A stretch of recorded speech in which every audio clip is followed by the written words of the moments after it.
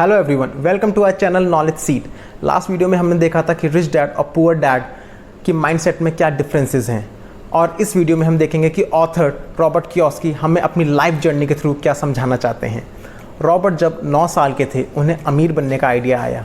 उन्होंने अपना बिजनेस करना स्टार्ट किया अपने फ्रेंड माइक के साथ। वो दोनों टूथपेस्ट की ट्यूब जो उस टाइम लेड से बना करती थी वो कलेक्ट करना स्टार्ट किया और उसको मेल्ट करके निकालना शुरू किया। उनके फादर ने एडवाइस किया कि अगर अमीर बनना है तो माइक के फादर, जिनको वो रिच डैड कहते हैं, उनके अंडर ट्रेनिंग करनी चाहिए। फर्स्ट लेसन जो उन्होंने वहाँ सीखा वो ये था कि हमें जल्दी डिसीजन लेना आना चाहिए। If you can't make up your mind decisively then you will never learn to make money anyway, क्योंकि अपॉर्चुनिटीज़ आती जाती रहती हैं एंड ये डिसाइड करना कि किस अपॉर्चुनिटी को हमें लेना है, ये सबसे डिफ़िकल्ट और सबसे इम्पॉर्टेंट टास्क होता है। रिच डैड कहते हैं कि एक एम्प्लॉय की तरह ना सोचकर हमें एक बड़े बिजनेसमैन की तरह सोचना चाहिए एंड लाइफ से लेसन लेना चाहिए, क्योंकि लाइफ लेक्चर के थ्रू लेसन नहीं सिखाती है जैसा हम स्कूल या कॉलेजेस में सीखते हैं। लाइफ हमें पुश करती है और हर एक पुश हमारे लिए एक वेकअप कॉल की तरह होता है। अब जब लाइफ पुश करती है हमारे पास 3 ऑप्शन होते हैं, या तो हम टॉलरेट करें और आगे बढ़ें, या हम पुश बैक करें लाइफ को, या फिर हम कुछ उन टीचिंग से कुछ लेसन लें और मूव ऑन करें जैसे रिच पीपल करते हैं। हमें अपना माइंडसेट चेंज करने की ज़रूरत है, या तो हम जिससे प्रॉब्लम है उसे चेंज करें या हम खुद को चेंज करें जो आसान है। एंड जब हम खुद को चेंज करते हैं तो हम कुछ नया सीखते हैं।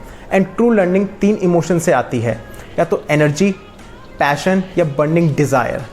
रिच डैड का रूल नंबर 1 कहता है कि जो पुअर और मिडिल क्लास लोग हैं वो पैसे के लिए काम करते हैं, और जो अमीर लोग हैं पैसा उनके लिए काम करता है। जब भी पैसे की बात आती है ज़्यादातर लोग सेफ खेलने का सोचते हैं, तो कह सकते हैं कि वो लोग पैशन ड्रिवन ना होकर फियर ड्रिवन हैं। कुछ लोगों को अगर और पैसा दे दिया जाए तो वो और ज़्यादा डेट या उधारी में आ जाते हैं, और उसका रीज़न होता है फाइनेंशियल इलिटरेसी।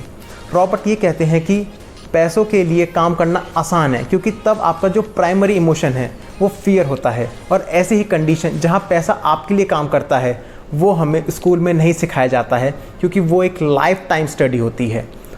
लोगों को लगता है कि ज़्यादा पैसा उनकी प्रॉब्लम सॉल्व कर देगा, लेकिन वो उनको और ज़्यादा डेट में या कर्ज में डाल देता है, because of again financial education, lack of financial education. पैसा ना होने का डर हमें मोटिवेट करता है कि हम हार्ड वर्क करें और ज़्यादा अर्न करें, और जब हम पैसा मिलता है या कमाते हैं तो हम ग्रीडी हो जाते हैं और उसे खर्च कर देते हैं। तो फियर और ग्रीड 2 ऐसे इमोशन हैं जो हमें कभी अमीर नहीं बनने देते हैं, और ये साइकिल चलती रहती है। आप कमाते हैं और उससे ज़्यादा स्पेंड कर देते हैं। कुछ लोग अमीर इसलिए भी हैं क्योंकि वो गरीबी नहीं देखना चाहते हैं, बिकॉज ऑफ सोसाइटल प्रेशर। उन्हें डर लगता है कि वो गरीब हो जाएंगे, इसलिए वो सेफ खेलते हैं। ऑथर कहते हैं कि हाई सैलरी जॉब एक शॉर्ट टर्म सॉल्यूशन है एक लॉन्ग टर्म प्रॉब्लम के लिए। आपने कई बार इस पिक्चर को देखा होगा। इस पिक्चर में जो कैरेट है वो एक इल्यूजन है, महंगी कार, बड़ा घर, इंटरनेशनल वेकेशंस, जिसको हम डेली चेस करते हैं क्योंकि हमारा फियर और ग्रीड हमें ड्राइव कर रहा है। लेसन 2, ऑथर कहते हैं कि हमारा एसेट ट्री की तरह होते हैं, जिन्हें हमें इनिशियल स्टेज पर पानी देना होता है, केयर करनी होती है, और बाद में जब उनकी रूट्स बहुत डीपली सॉइल में चली जाती हैं हमें बस बैठकर एंजॉय करना होता है।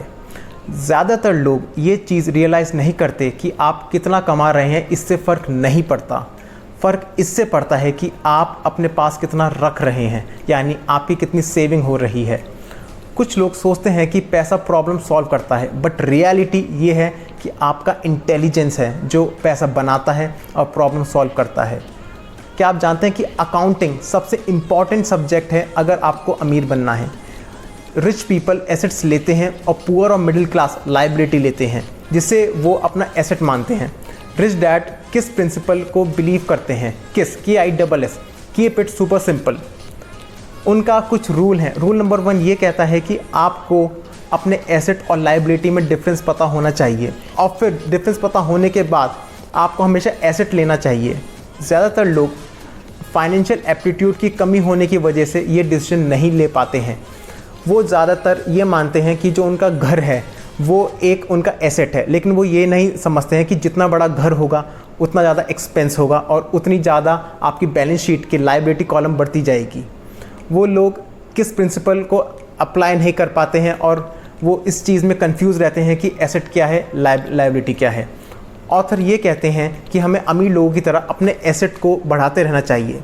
जब आप अपना एसेट बढ़ाते हैं तो वो इनकम जनरेट करता है और वही इनकम आपके इनकम स्टेटमेंट में जाती है।